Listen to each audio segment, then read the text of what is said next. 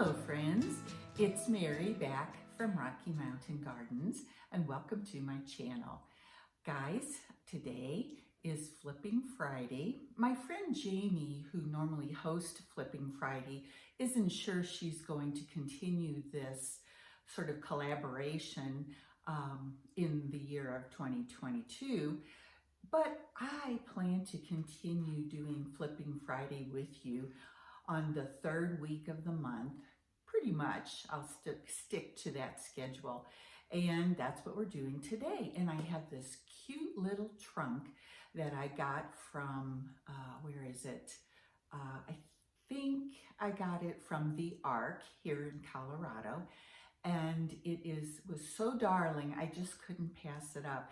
And because I'm trying to learn about how to do chalk painting and some different techniques with chalk painting, I went ahead and bought it. And I thought, well, this can be a nice sort of test or experiment to see if I can do this sort of blending technique that I have seen others do on YouTube and start creating some really different pieces in my home here. So that's what we're doing today. We're going to refinish and flip this cute little trunk that I got for $12. What a bargain. And oh, I think you're really going to like how it turned out. Let's jump right into the project, and I can't wait to share with you these new techniques. Here is a first look at my little trunk just as I saw it in the store. The hinges here are a little bit loose, but as you can see, it opens.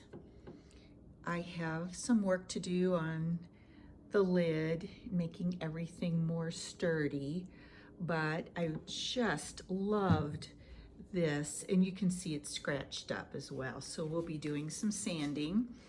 It has a nice little detail there in the front on the foot. Getting these hinges off was not easy, let me tell you. I literally had to take my coping saw here and saw off the heads of the screws because the heads were stripped and I couldn't unscrew them. I will be using 40 grit sandpaper today because especially the top of this chest is very, very scratched up, as I showed you earlier. So we're going to get that sanded down to a smooth surface and check all sides of the chest, and then we'll be ready to paint. To be certain that my finish will be smooth as a baby's behind, I am switching to fine 240 grit sandpaper. Lastly, I am wiping down my entire piece with a damp rag in order to ensure that all of the sand dust is gone and I get a clean finish for my painting. For my blending technique, I'm going to be using two colors of chalk paint, the Waverly Pool and Folk Art Provincial Blue. I have two of these brushes that are made for chalk painting, and as you can see, I sprayed my brushes with water. I have just a cheap water spray bottle from Walmart for this purpose. And I am beginning by using the darker Provincial Blue around the edges of this first side of my chest. Now, starting with the dark on the outside and then moving toward the middle with a lighter color and blending them together is the trick, I guess you might say, for this new technique that I am giving a try today. And as you can see, I'm kind of slathering it on, and then I'm taking the pool color with a separate brush and going ahead and doing the middle section. And we're going to go through a process here where the paints get mixed together, just like it is starting to do right now. And this is the scary part for me because, how is this going to turn out in the end as I mix these two colors together? Well, in order to allay any fears you might have about trying this technique, the good news is if you make a mistake, you can always paint over it. And chalk paint is so forgiving. It's just a wonderful product to work with on wood pieces of furniture. So if you have too much of the light color, you can always add more dark with your separate brush.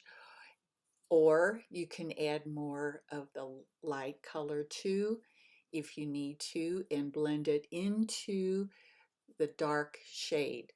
So as you sit here and watch this process, you'll see how it turns out as I slowly go through. And here I'm using a swirling paint brush technique, I guess you might say.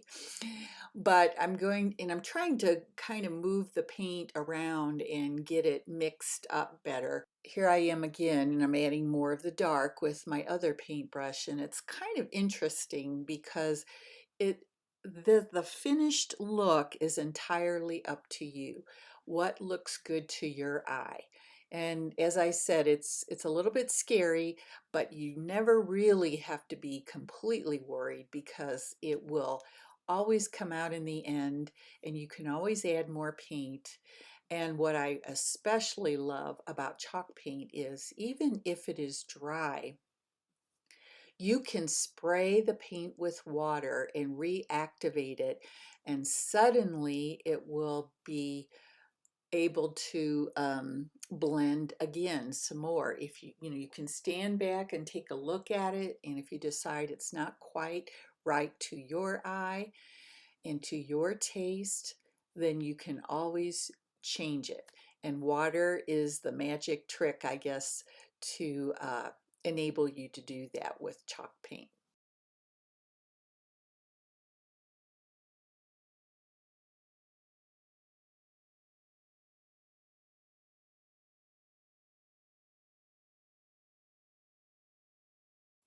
Here I have sped up my blending a little bit for you, but you can still see the process of how it works.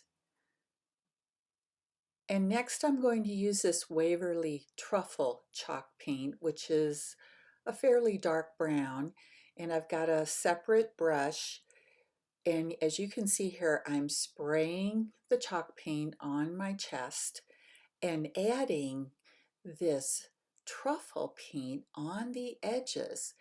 This was my purpose to add some depth to my blending by using a darker color that could coordinate with the blue colors and yet make my chest seem more dimensional.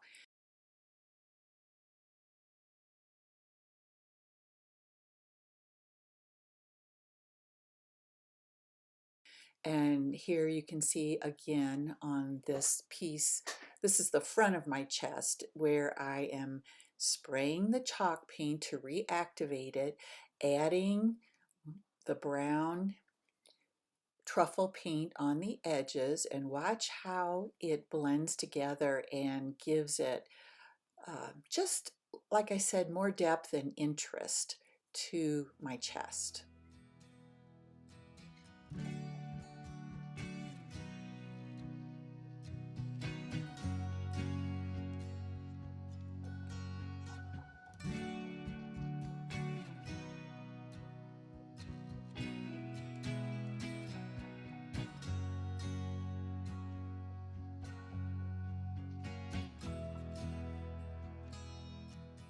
Now I will give one coat of this ultra matte polycrylic to my entire chest to protect it and seal all of my chalk paint.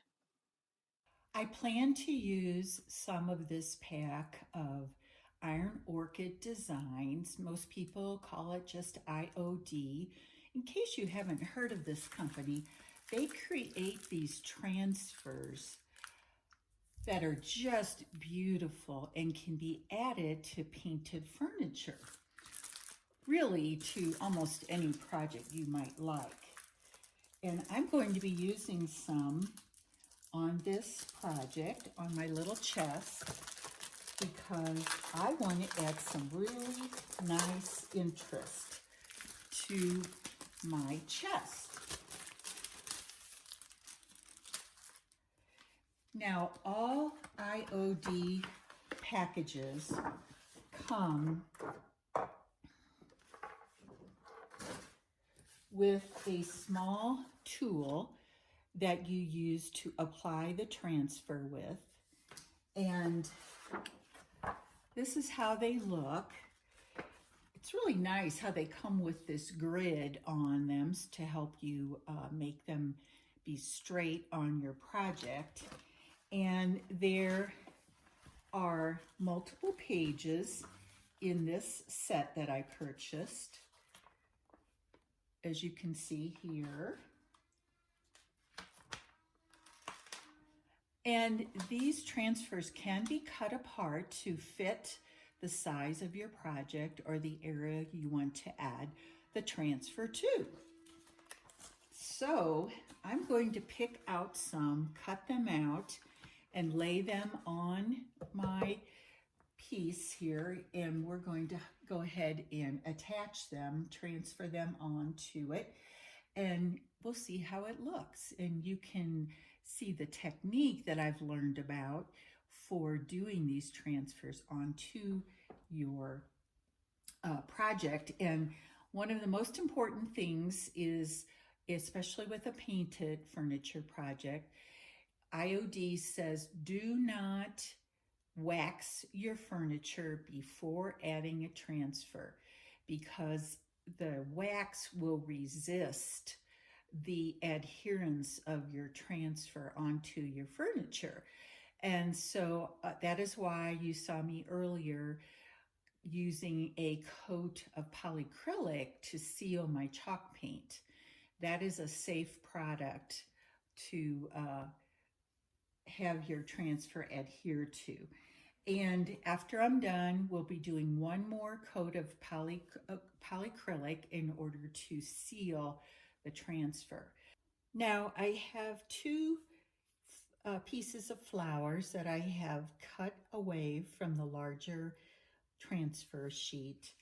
And I wanted to show you how these are separate sort of cellophane material papers, and you need to have this white sheet behind it before you attach it or lay it down on any piece of furniture, because once you do, it will start adhering to your piece.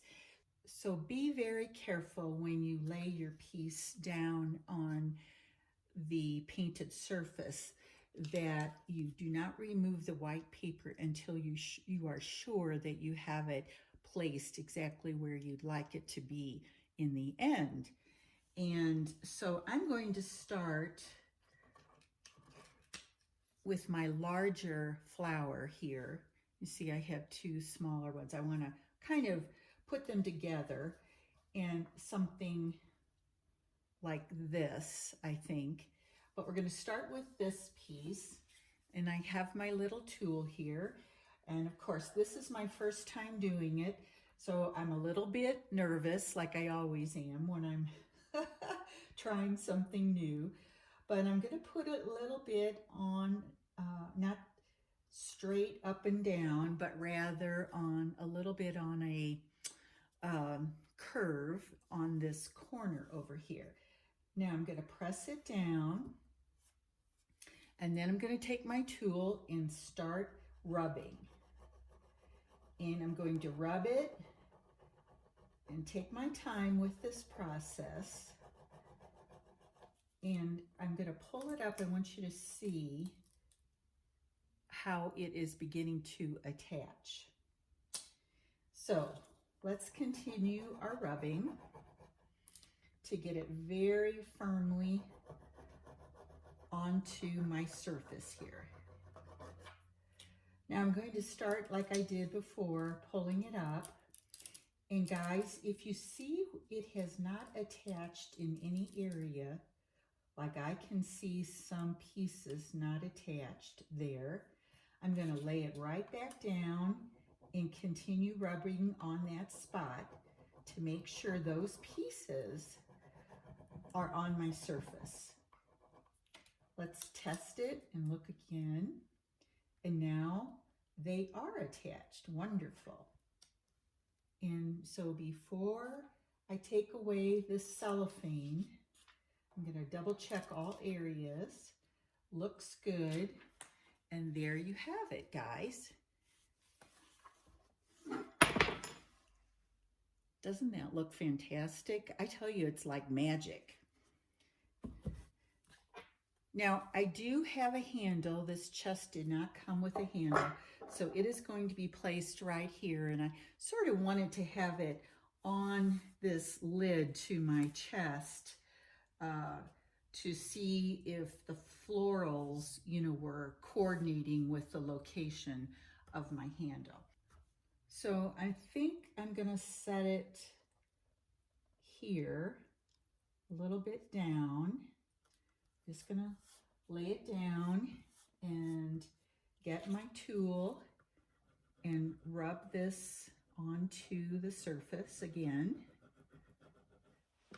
I think the more you do this technique, the more comfortable you will become with it, so you feel like you're not ruining your newly painted piece of furniture, and you'll become braver like I do. Whenever I'm trying a new technique, it's a little scary at first, but as you work on it, it will become easier and less stressful, I guess you could say. Make sure it's very firmly onto the piece. And there my stem is complete. I think I can remove it. So here are my flowers on the corner of the lid of my chest. And I like it. And then of course the handle will add some interest as well. Now on this opposite corner of my chest, I'm going to be doing this design. I'm really glad that I'm doing this smaller project with this transfer and also the blending technique. I'm so glad to do it on a small piece first, because I plan to do some large pieces of furniture here in my house for you guys to see a little bit later on. After the next month or so, we'll be doing more of these. And so if you like this kind of craft and are interested in trying it yourself, be sure to come back to my channel, and you might even want to think about subscribing, because I have some really two for sure very large pieces that I plan to do these techniques on, some new things for you to learn in case you're interested in doing the crafting and thrifting projects that are so much fun and don't cost so much money. It's just amazing what you can accomplish to make pieces of furniture for your home that you will simply love and make your home a place for you to enjoy.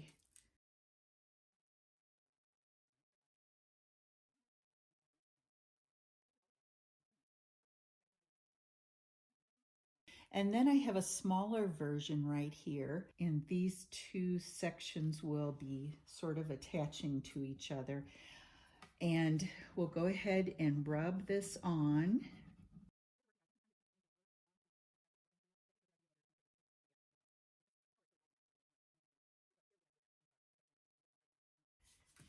And then let's take a look at the next step.